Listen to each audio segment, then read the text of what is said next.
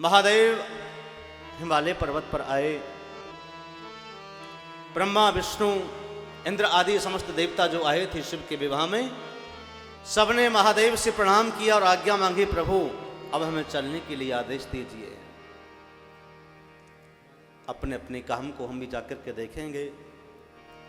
महादेव ने विदा दी और सभी अपने अपने विमानों पर बैठ करके अतिथियों को भगवान शिव ने विदा किया।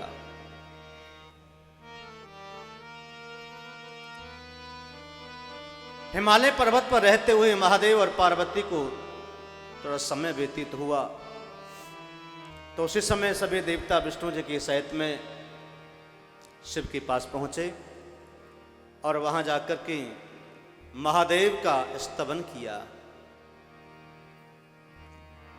कि हे महादेव,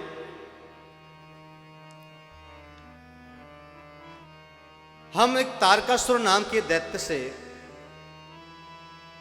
बहुत परेशान हैं।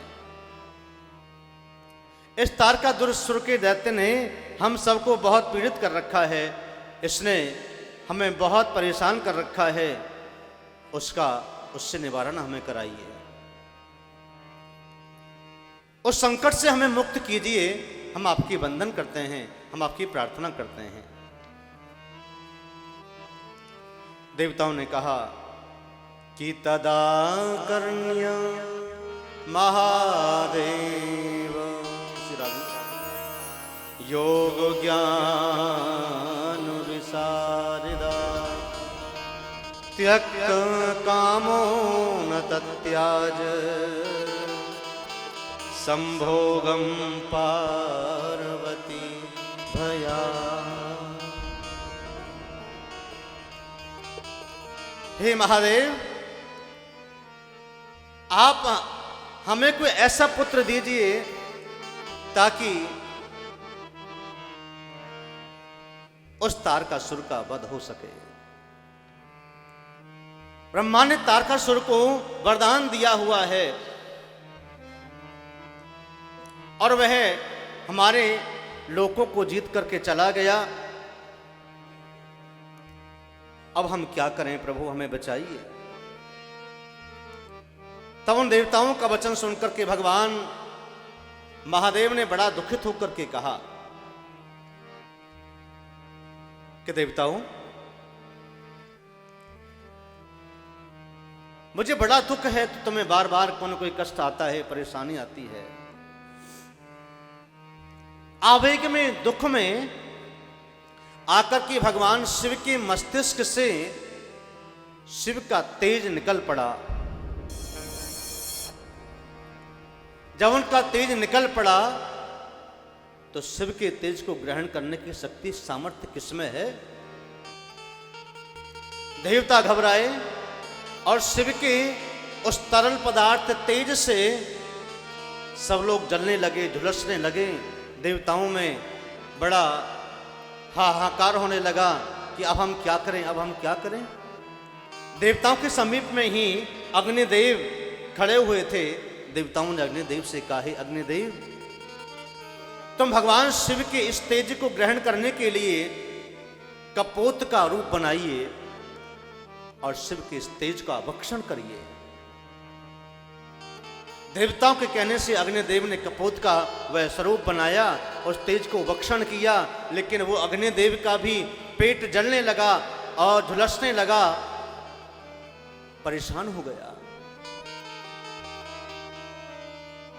अग्निदेव भगवान शिव के पास में आए कि प्रभु, मुझे आपका ये तेज बर्दाश्त नहीं हो रहा है, सहन नहीं कर पा रहा हूं, अब मैं क्या करूं? भगवान शिव ने कहा कि मेरे तेज को वमन करके, वमन मारे उल्टी करके बाहर निकाल दीजिए। अग्निदेव ने वमन किया और हिमालय पर्वत पर निकाल दिया। अब हिमालय पर्वत पर भी उस तेज की शक्ति को कोई बर्दाश्त नहीं कर पा रहा था।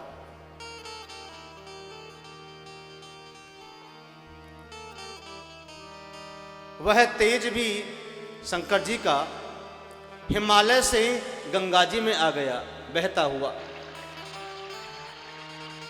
और बहते बहते बहते शंकर जी का वो तेज एक सरकंडे की वन में जाकर के रुक गया।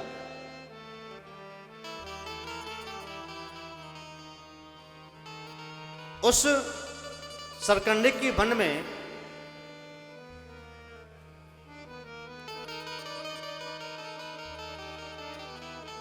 वो बहुत दिन तक अटका रहा। उससे पूर्व सप्तऋषियों की पत्नी, जो 6 पत्नी थी, वो 6 पत्नी ने शंकर जी के दिव्य तेज को धारण करने के लिए एक बार प्रयाग में जाकर के त्रिवेणी में स्नान किया। भगवान शिव ने उनको यह भी कहा कि मेरे दिव्य तेज को बांटने के लिए तेरे शरीर में जो अग्नि लगी है, जो झुलस रहे हो, बर्दाश्त नहीं हो रही है, यह माघ के महीने में तुम प्रयाग के इस कोने पे, तीर्थ के एक कोने पे जाकर के खड़े हो जाना, और जो प्रयाग से स्नान करके जो निकलेंगे, जो तुम्हारे पास में अपने ठंड को भगाने के लिए, तापने के लिए आएंगे, उनके अंदर तुम्हारा तेज विद्यमान हो जाएगा। तो सबसे पहले ये सप्तऋषियों की पत्नी स्नान करने के लिए गई थी।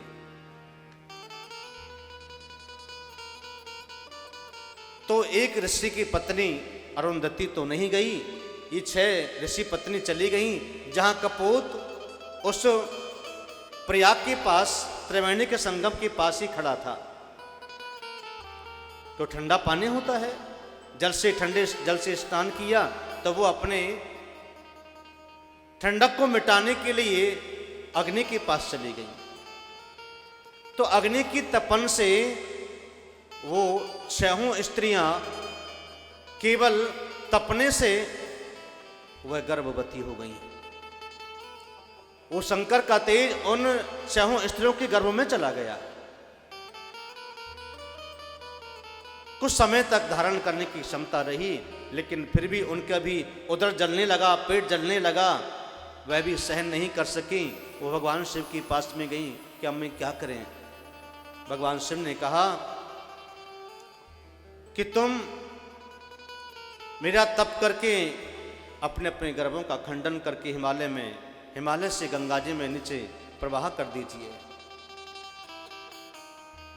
6 स्त्रियों का वो जो गर्भ था, वह बहता बहता ही पहुंचा था सरकंडे की वन में, जो घिरा पड़ा था। कुछ समय तक वहां रहा। कुछ समय के बाद में 6 स्त्रियां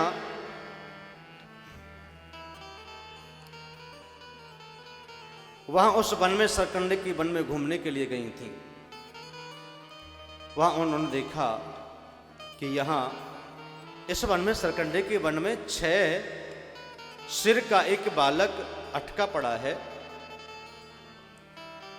ये कृतिका नाम की 6 स्त्रियां थीं जो सरकंडे की वन में गईं। उस बालक के 6 मुख थे और एक शरीर था। 3 मुख आगे थे और 3 मुख पीछे थे। अब 6 स्त्रियों की गर्भ से वो जो निकल करके आया, इसलिए 6 मुख हुए। अलग अलग 6 स्त्रियों की उसमें अंश था,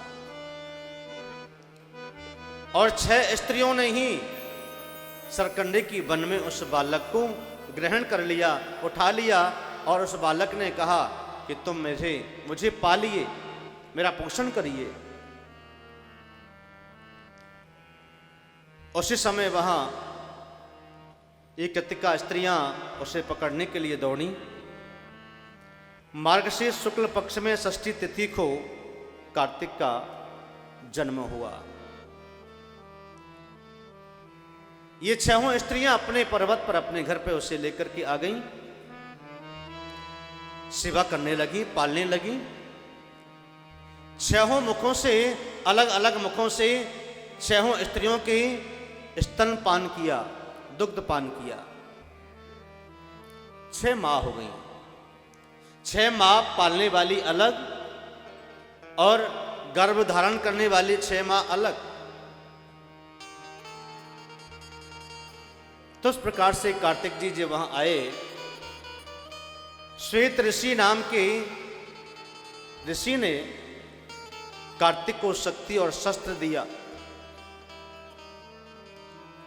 और कहा कि तू क्रौंच पर्वत पर नाम के पर्वत पर जाकर के निवास कर। श्वेत ऋषि ने कहा तो 6 स्त्रियां वो क्रौंच पर्वत पर लेकर के आईं और वहीं पर ही रहने लगी हैं। सब्सक्राइब करें रामकृष्ण शास्त्री जी के YouTube चैनल को और हमारे वीडियोस को सबसे पहले देखने के लिए बेल आइकन को दबाना न भूलें।